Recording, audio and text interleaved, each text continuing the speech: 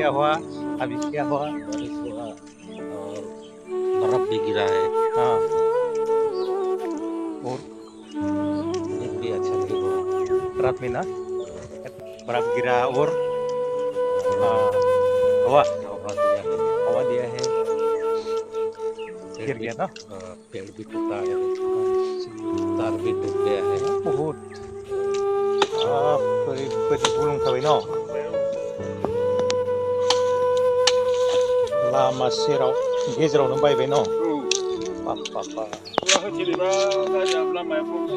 औ नों लांजोबदो बहुद बनथ' न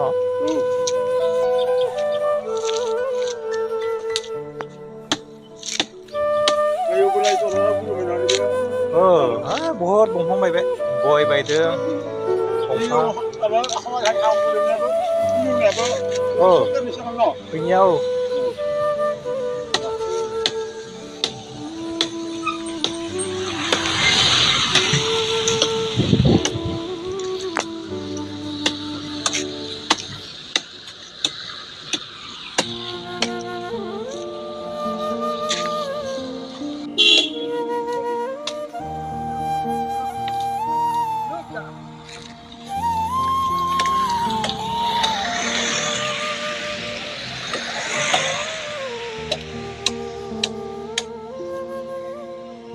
ओरैबायदि गोसा बारहायबायना माने बहुद दंफां बायबाय आरोना नैबे लामायाव बायना दङ नै फांसे ओजा आदाया दानगासिनो नै न नै बिथाङा दानगासिनो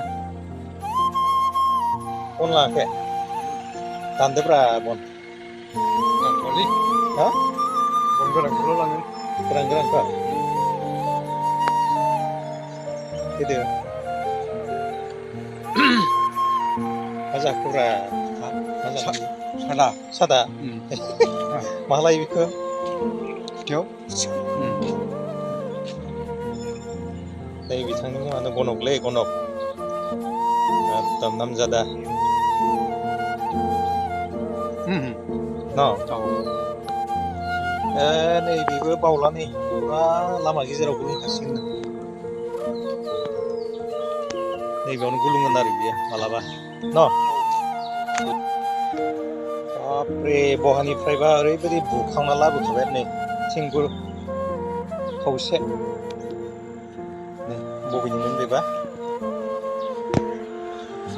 गुरसे गुरनै गुरथाम गुरब्रै गुरबा 6टा थिं